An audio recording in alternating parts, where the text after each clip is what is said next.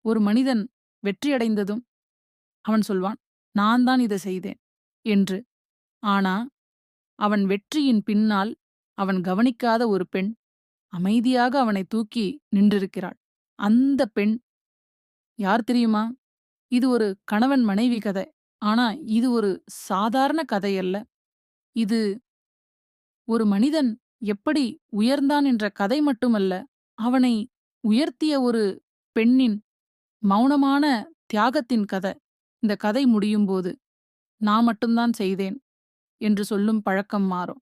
கதைக்குப் போறதுக்கு முன்னாடி, நம்ம நித்தி ஸ்டோரி காஸ்ட் தமிழ் சேனல சப்ஸ்கிரைப் பண்ணுங்க.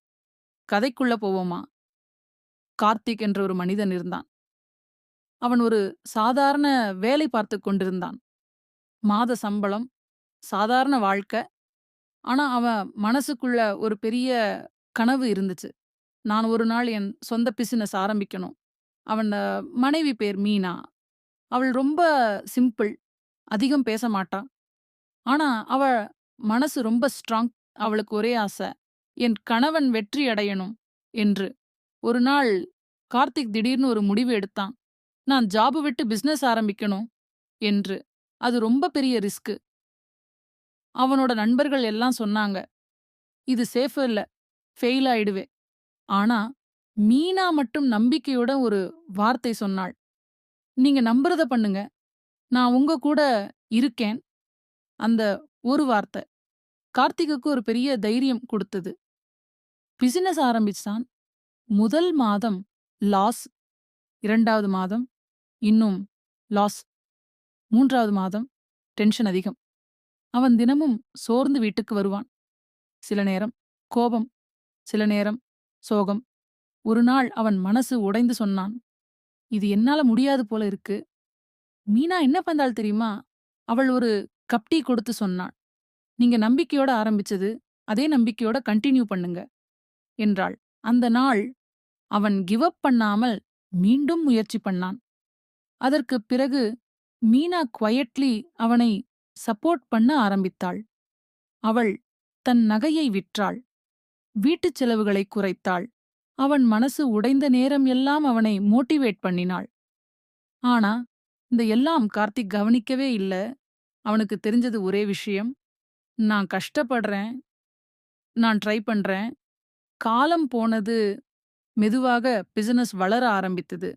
சின்ன ஆர்டர்ஸ் பெரிய ஆர்டர்ஸாக மாறியது. லார்ஜ் ப்ராஃபிட் ஆனது. சில வருடங்களில் கார்த்திக் ஒரு சக்சஸ்ஃபுல் பிசினஸ்மேன் ஆக மாறினான். ஒரு நாள் அவன ஒரு பெரிய ஃபங்ஷனுக்கு அழைச்சுறாங்க. ஸ்டேஜுக்கு அழைத்து கேட்டாங்க, "உங்க சக்சஸ் ரகசியம் என்ன?" அவன் கான்ஃபிடென்ட்டா சொன்னான், "என் உழைப்பால தான். நான் தான் இதை சாதித்தேன்." அனைவரும் கிளாப் பண்ணினாங்க. அந்த ஃபங்ஷன் முடிஞ்ச பிறகு கார்த்திக் வீட்டுக்கு வந்தான். அவன் ரொம்ப சந்தோஷமா இருந்தான். அந்த இரவு அவன் வீட்ட சும்மா கவனிச்சான். அவன் பார்த்தான், பழைய கபோர்டு, சிம்பிளான வீட்டு செட்டப். மீனா பழைய உடை போட்டுக்கிட்டு இருந்தாள்.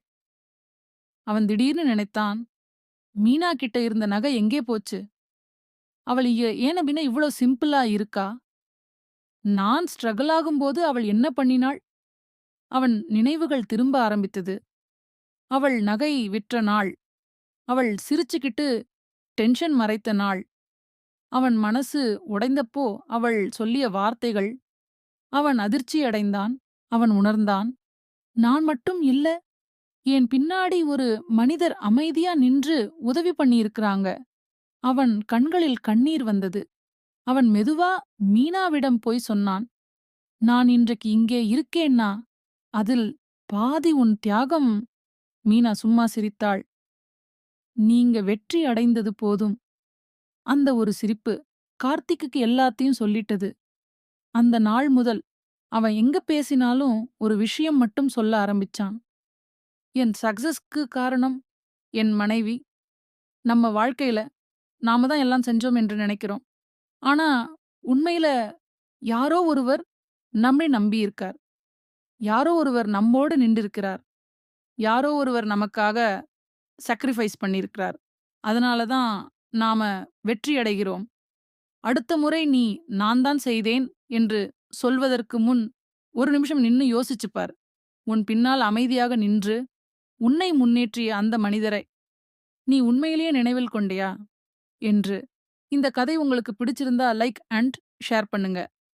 மறக்காம நித்தி ஸ்டோரி காஸ்ட் தமிழ் சேனலை சப்ஸ்கிரைப் பண்ணிடுங்க. மீண்டும் அடுத்த கதையில் சந்திப்போம்.